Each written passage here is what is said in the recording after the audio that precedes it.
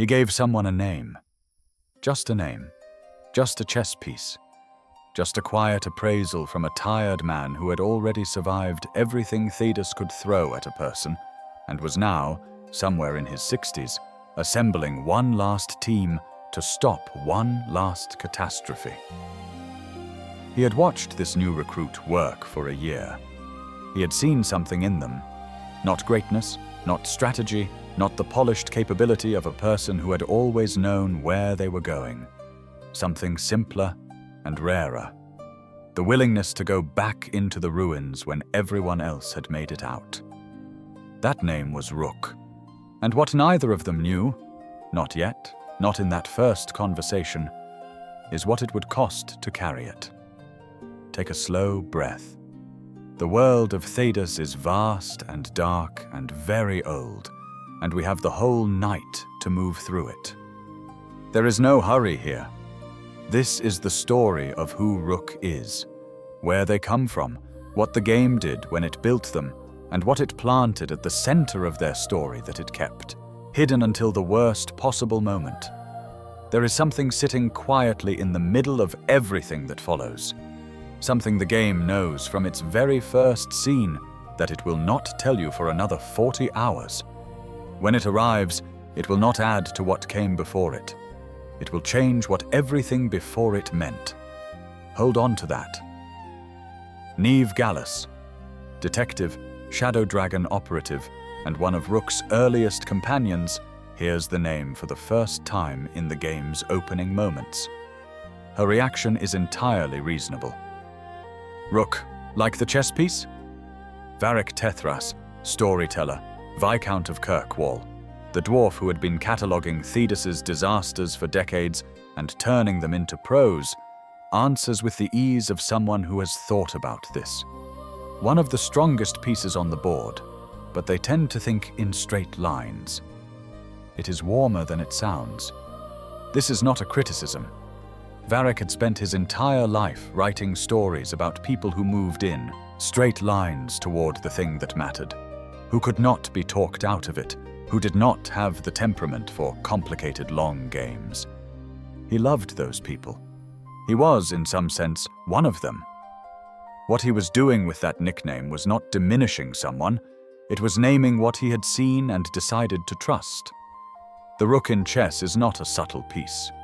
It does not cut diagonally across open space. It does not vault over obstacles.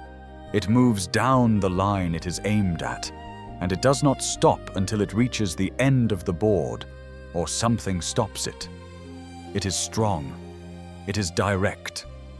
In the right hands, it can be devastating. Varric had aimed it at the problem. There is also something else layered into that name, something creative director John Epler confirmed only after the game was out. In the world of the story, the chess reference is the whole explanation. But the word rook has an older origin. A bird, specifically a corvid, a member of the same family as ravens and crows, for a character who could have spent their life among the Antivan crows, shadow assassins who take their sigil from exactly that family of birds. The depth of that layering is not accidental. A rook is a piece that moves in straight lines. A rook is also, quietly, a bird built for open sky. Something about this name, this thing Varric gave to someone he had only watched from a distance, is going to mean something different by the time we reach the end of tonight. Hold on to it. The name was borrowed. The person underneath it was not.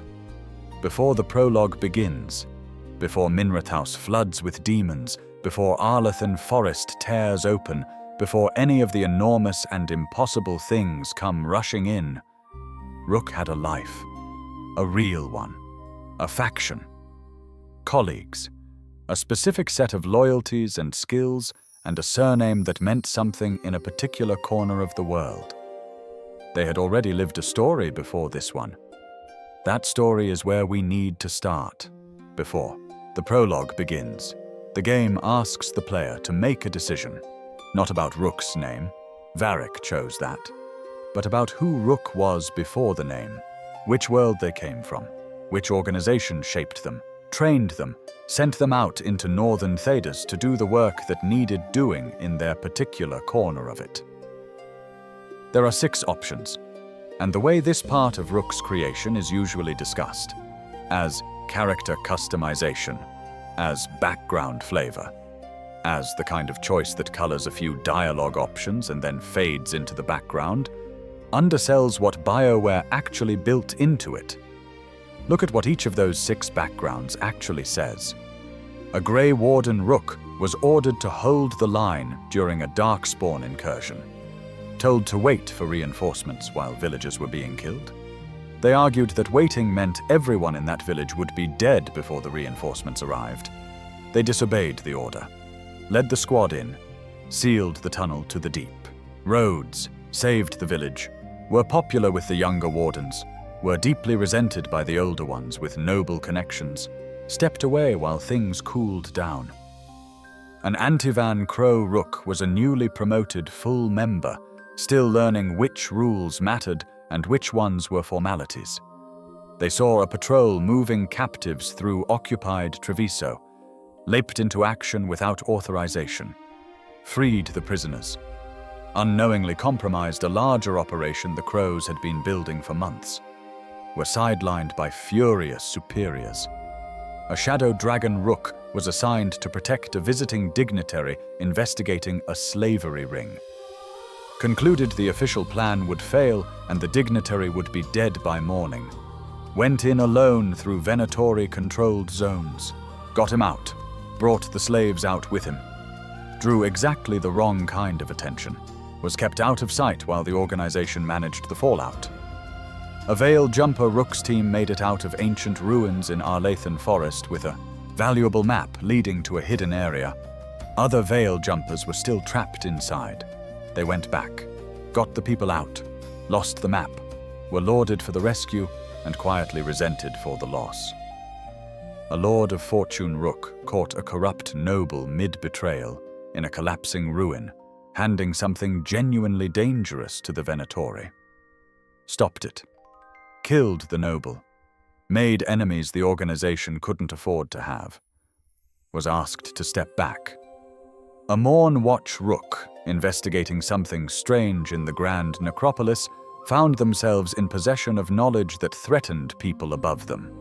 They chose to protect the truth rather than bury it. The consequences landed as they tend to do when someone with less power tells the truth to people with more of it. 6 factions, 6 corners of the world, 6 completely different sets of stakes, loyalties, histories, and skills.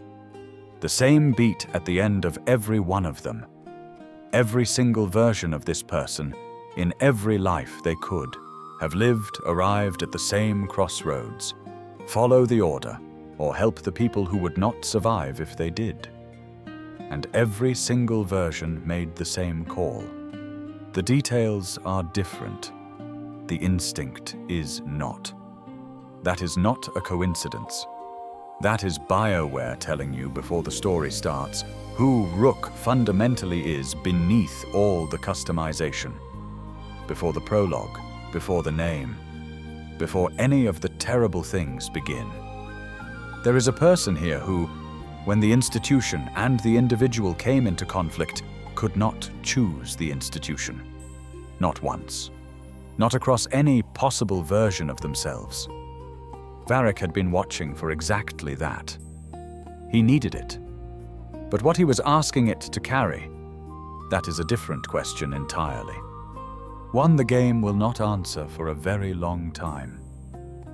After the chaos of Minrathus, after the demons flooding through the tearing veil, after the desperate sprint to Arlathan Forest to find solace already deep inside his ritual, after all of that, fails in the specific and costly way it fails. Rook wakes up in the lighthouse. The lighthouse is a sanctuary inside the Fade, an impossible structure of ancient architecture suspended in the dreaming world, its walls holding together despite the logic of the physical world not quite applying there. It had belonged to Solace before it belonged to the Veilguard. Everything about it remembers a different owner. The rooms are built around decisions that were made before Rook was born. The caretaker who maintains it is ancient and patient and knows things about this place and its previous resident that it will share only slowly. This is where Rook will live, plan, sleep, and figure out who they are while the world outside is being consumed. And in the infirmary, lying in a bed that he should not still be alive to be lying in, recovering from injuries sustained in the ritual confrontation, is Varric. He looks like a man who got stabbed and survived it through sheer stubbornness. He is not leading anything from that bed. He cannot. But he is there. And his presence, his voice, the particular quality of his confidence in Rook is its own kind of architecture. He tells them what they need to hear. That command is theirs now, that the Veilguard needs a leader, and the leader is in the room, and it is time to act like it.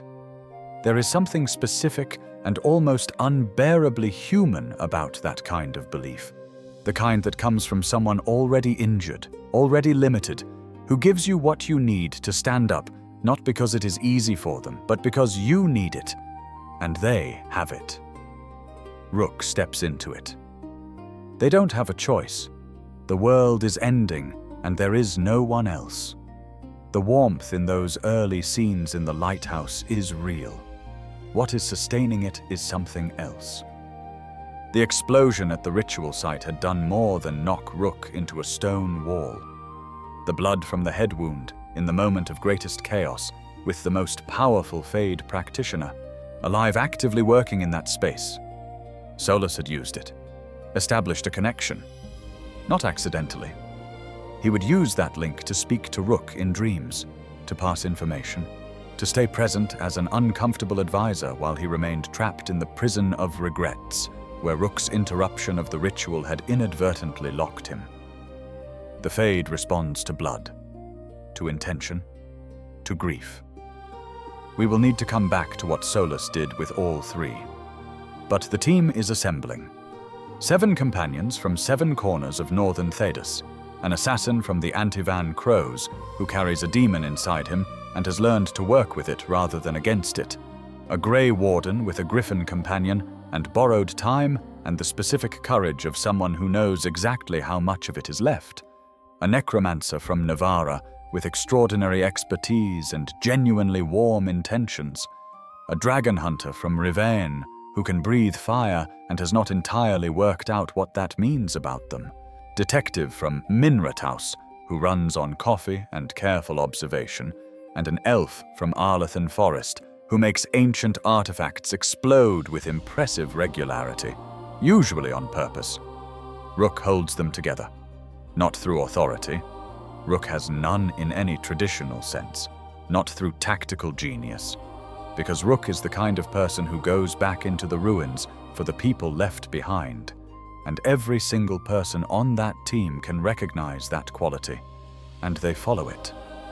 That instinct, the one that got Rook exiled from 6 different lives, is the only reason any of them are still alive. But something waits in the Fade that the game has been quietly building toward since the prologue. A structure Solus had designed long before Rook ever arrived in Minrathaus. It was not built for them. It was built for gods. That distinction is not as reassuring as it might sound. The middle of Rook's arc is a study in what happens to a person with good instincts when the scale of the problem outgrows what instinct can hold. The decisions accumulate in a way that the early ones did not prepare for. Which city to protect when 2 are under attack simultaneously? Minrathaus or Treviso, knowing that the one left undefended will fall. Which companions to send into which positions when the assault on Tearstone Island requires splitting the team, knowing with full clarity that someone from that second group will not come back. Every faction built up or neglected, every companion's personal crisis addressed or deferred. Rook is not operating from a plan. Rook has never operated from a plan. The instinct is still the same one it has always been. The person in front of me matters. But now that instinct is being asked to scale up to cover thousands of people who are not in the room, and it was not built for that. Presence and immediacy are not the same as strategy. The gap between them is where people die. There is a specific scene in the middle of the game where this tension breaks into the open. The team has been under pressure long enough that the cracks are visible. Davrin's accusation, Lucanus's retaliation, Harding trying to hold a line that is already broken. The Veilguard is fracturing at exactly the moment it cannot afford to. Rook's job in that scene is not to be right. It is to be present. To stand in the middle of the argument and say plainly what the game's dialogue captures. That before the Veilguard can fight at its best, its members may need to deal with what is pulling them apart. Not solved, named, held. That is a different skill from disobeying orders in a tunnel, and Rook is learning it in real time under the worst possible conditions. Not a plan, not authority, presence. And underneath all of it, something has been wrong since the beginning. Quietly, continuously, in a way that the warmth of the lighthouse kept insulated from direct examination. Solus had been building his prison of regrets in the Fade, for reasons that predated Rook's existence. It was designed to contain the Avanuris, the elven gods whose imprisonment was the reason the Veil existed at all. The prison works through the logic of the Fade itself. It feeds on regret. It manifests grief as physical weight, as stone statues that speak, as looping landscapes with no exits, as the architecture of everything a captive wishes they had done differently. Solus built it so that not even an ancient god could escape. His own words in the game, regret is even strong enough to serve as the lock on a prison built to hold gods. Rook is going to end up inside it. That is not incidental. That is the game's answer to a question it has been asking all along, about what Rook is carrying, about what the accumulation of all those choices costs, about what it means to lead people through catastrophe when you are also the reason some of those catastrophes happened. The prison doesn't work on people who don't care. It works on people who do. But the prison is only the second revelation waiting in the Fade. The first is what Solus did on the night of the prologue. Here is what actually happened at the ritual site in Arlathan Forest. Varric Tethras tried to talk Solus down. He had spent months looking for this moment, looking for the window where a conversation might do what a battle could not. When Rook disrupted the scaffolding and broke the ritual apart, the chaos Rook's instinct caused, the same instinct that always chooses the immediate action, Varric moved toward Solus. They struggled for the lyrium dagger, the ritual blade at the center of everything. In that struggle, the dagger went into Varric. He did not survive. Every single conversation after that, in the lighthouse, in the infirmary, the voice that said, "Step up, and they need you, and you can do this," was happening inside Rook's mind. Solus had used the blood connection formed in the explosion to project Varric's image into Rook's perception. Not as a ghost, not as a dream, but as a continuous presence that Rook could see and speak to and draw comfort from. Only Rook. No one else could see him.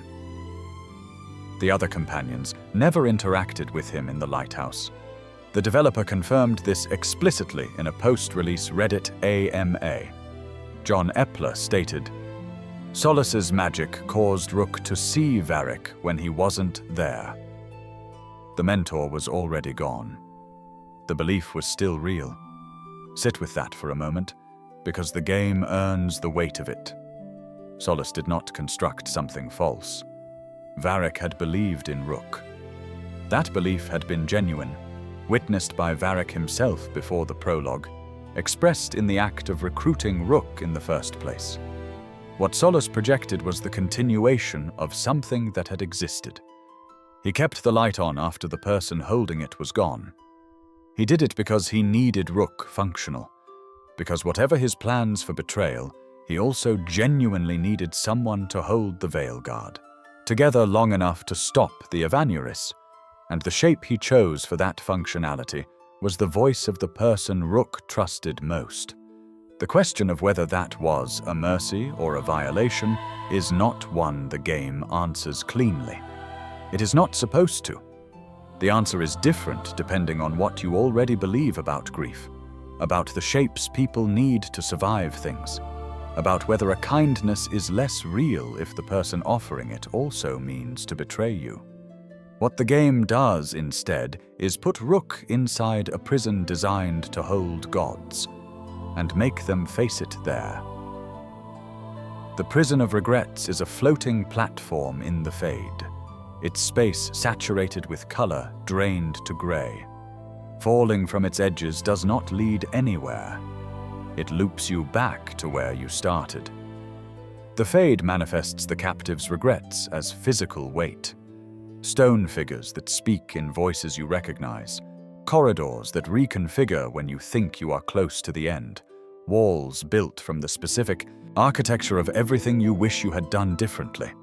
Solus told Rook, as he locked them inside it, that he had been shaping them for exactly this. That ever since the blood connection formed, he had been molding them into someone the prison would accept in his place. Someone with enough accumulated regret to be held by it. That is a precise and deliberate thing to say about someone. The prison was built for gods. It holds Rook. What that implies about the weight of everything Rook carried through the middle of the game. Every city left to burn while they were somewhere else. Every companion quest deferred. Every decision that cost someone something permanent is not comfortable to sit with. Rook moves through the prison the way the Fade demands. By facing what is there. The statues speak. The loops repeat. And eventually, at the end of the corridor that keeps reconstructing itself, they reach a recreation of the ritual site in Arlethan Forest. The real memory plays, Varric falling. Varric not getting up. The truth the blood magic had been holding at a distance for the entire game. And then, what the lore suggests, though the game renders it as memory and feeling rather than stating it directly, something of Varric's voice remains, the echo of a person the Fade preserves when they are genuinely mourned. He tells Rook, "You do not need me. You already have everything you need." Then Rook's companions tear open a hole in the prison wall from the outside and pull them through.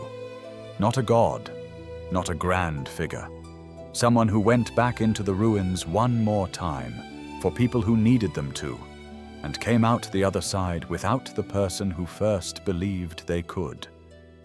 That is what changes. Long before release, BioWare's creative direction had a name for what Rook was supposed to be. Creative director John Epler confirmed it explicitly.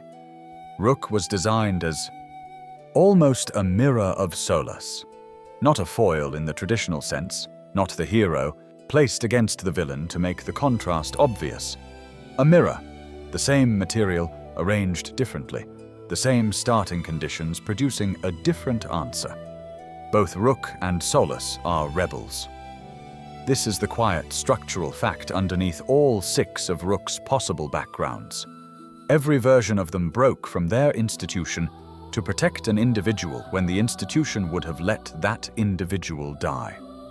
The pattern is identical in all 6, and Solus is, as Game Rant observed when analyzing the faction backgrounds, the original rebel of Thedas, the elf who broke from the Evanuris because of what they were doing, who built the Veil, imprisoned the gods, sacrificed everything, because the alternative was worse. They were shaped by the same impulse. What came out the other side is completely different. Solus's rebellion scaled up. It became architectural, historical, a project that spanned millennia and swallowed civilizations. He loved the elven people so deeply and so catastrophically that he made decisions on behalf of everyone, every person in Thedas, past and present, without their knowledge or consent. His certainty that he saw what no one else could see, that the cost was acceptable if the vision held, is the engine of everything that broke the world. Rook's rebellion never scaled. It stayed specific. One village, one detained diplomat, one team of veiled jumpers trapped in a ruin, the person standing directly in front of them right now, who will not survive the night if someone does not act. Solus looked at the arc of history and tried to bend it. Rook looked at the face in front of them and tried to make sure it was still there in the morning. The game does not declare a winner. It shows you what each approach costs and who is still in the room when the costs have been paid. But it does put Rook in the lighthouse that belonged to Solus, in the prison Solus built, in the story Solus was always at the center of. It puts Rook there as the answer to a question Solus spent thousands of years asking and could never answer, about whether it is possible to love people without deciding for them. That question is what Rook leads with. The final confrontation with Solus, after Elgar'nan has fallen and the veil is collapsing and everything has narrowed to this one room, contains a question. Solus asks what they will call Rook when it is over. The game's dialogue, confirmed and consistently present across playthroughs, gives Rook this answer. I don't care what they'll call me. If they are calling me anything, it means they are still alive. The chess piece gave up the name. The person remained. The endings branch from the choices made across the whole journey, not just the final confrontation. Which companions survived? Which factions were built into genuine allies? Whether the companion quests were completed, whether the private griefs were acknowledged, whether the relationships were tended to during the quieter hours between catastrophes. The game's best outcomes are not won in the final battle. They are built over 50 hours of the same kind of choice Rook always made. The person in front of me, right now, matters. In the best ending, Solus can be persuaded. Not through force. Rook cannot match him there. Through understanding. Through Rook having done the work of learning his regrets, his grief, the ancient wound underneath all of it, well enough to speak to him not as an enemy, but as someone who knows what it costs to be responsible for people who died because of a decision you made. Solus agrees to bind himself to the veil, to hold it in place with his own existence the way he designed it to hold the Evaneris. A rebel who burned the world for love, choosing at the end to stay, because someone chose to understand him rather than destroy him. In the worst ending, Rook is pulled into the Fade alongside Solus, the lyrium dagger carrying both their blood, reacting to close the wound in the veil by taking both of them with it. The team is gone. The world is technically safe. The cost is everything. In all of them, the name is secondary. It always was. There is an infirmary room in the lighthouse. If you played the game without knowing what was coming, and most people didn't, and the game is built for that, it was warm in there. It felt like being believed in. A familiar voice, a familiar presence, a person who had already seen the worst things in the world and decided you were worth putting at the center of one more attempt to fix something. That room is empty now, has been since the prologue. Rook knows this, stands there anyway, not because something is still owed to that space, but because the belief that lived there was real before the blood magic shaped it. Varric saw what they were before either of them knew it mattered. That appraisal, strong, direct, moves in straight lines, was true. It was generous in the way that honest assessments are generous when they name the thing you do not yet trust about yourself. What Solus projected was not invented. It was a continuation of something genuine. The grief is not that the belief was false. The grief is that the person who held it is gone, and Rook had to lead for months without knowing that. and then had to go on leading after they knew. That is what it means to carry someone forward after they are gone. You do not become a different person. You take what they saw in you and you move toward it. Not because anyone is watching, not because the mentor is still somewhere in the background, waiting to confirm you got it right. Because the people beside you are real, and they are waiting, and the person who first believed in you would want you to go. Rook thinks in straight lines. Not a subtle piece, not a complicated one. Aimed at the thing that matters, moving directly toward it, not stopping until it reaches the end of the board or something stops it. If you are carrying something tonight, someone who believed in you before you were ready, a voice you still hear sometimes in the quiet that told you you were sufficient for something you were terrified of, then you already understand what this story is about. What they gave you was real, even if they are gone. Even if you had to lead without them for longer than you knew. Even if the world you are navigating looks nothing like the one they prepared you for. The belief does not require them to still be in the room. If something in tonight's story felt worth staying up for, a like or a subscribe means we get to keep making these. And we would love to have you back. Rook moves in straight lines. The lighthouse is very quiet. The fade breathes at its edges, the way it always does. That faint luminescence between the walls where the dreaming world and the waking one are thinnest. Where something ancient is always just barely present on the other side. The infirmary door is open. The room is empty. Somewhere not far from here, 7 people are waiting because someone chose to believe in you before you had earned it. Let that hold you.